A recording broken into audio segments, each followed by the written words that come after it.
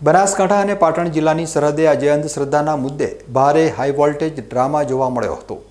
પાટણના સરસ્વતી તાલુકાના મુના ગામના અરવિંદ ભુવાજી અને ઠાકોર સમાજના આગેવાનો વચ્ચે તણાવપૂર્ણ સ્થિતિ સર્જાતા અફરાતફરી મચી ગઈ હતી। સમગ્ર વિવાદની વાત કરીએ તો થોડા દિવસો પહેલા અરવિંદ ભુવાજીએ જાહેર નિવેદન આપ્યું હતું કે તેઓ ખોટા નથી અને તેમની પાસે 5000થી વધુ બાધાઓ છે। આ નિવેદન સામે ઠાકોર સમાજના આગેવાનોએ સમાજને અંધશ્રદ્ધાના ભરડામાંથી મુક્ત કરવા જાગૃતિ અભિયાન છેડ્યું હતું। આ જ મામલે ચર્ચા કરવા જ્યારે આગેવાનો મુના ગામે ભુવાજીના ઘરે પહોંચ્યા ત્યારે મામલો બિચક્યો હતો।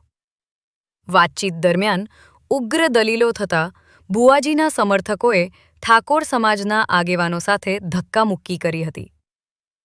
આ ઘટનાની જાણ વાયુ વેગે ફેલાતા મોટી સંખ્યામાં ઠાકોર સમાજના યુવાનો મુના ગામમાં ઉમટી પડ્યા હતા, જેના કારણે સ્થિતિ અતિ સંવેદનશીલ બની ગઈ હતી। પરિસ્થિતિ પર કાબૂ મેળવવા માટે તાત્કાલિક પોલીસ કાફલો બોલાવવાની ફરજ પડી હતી। જોકે અંતે મામલો ગરમાતો જોઈ અરવિંદ ભુવાજીએ ઠાકોર સમાજના આગેવાનોની માફી માંગતા વિવાદનો હાલ પૂરતો સુખદ અંત આવ્યો છે। પરંતુ આ ઘટનાએ સમગ્ર પંથકમાં અંધશ્રદ્ધા વિરુદ્ધ ચાલી રહેલી લડતને ફરી ચર્ચામાં લાવી દીધી છે।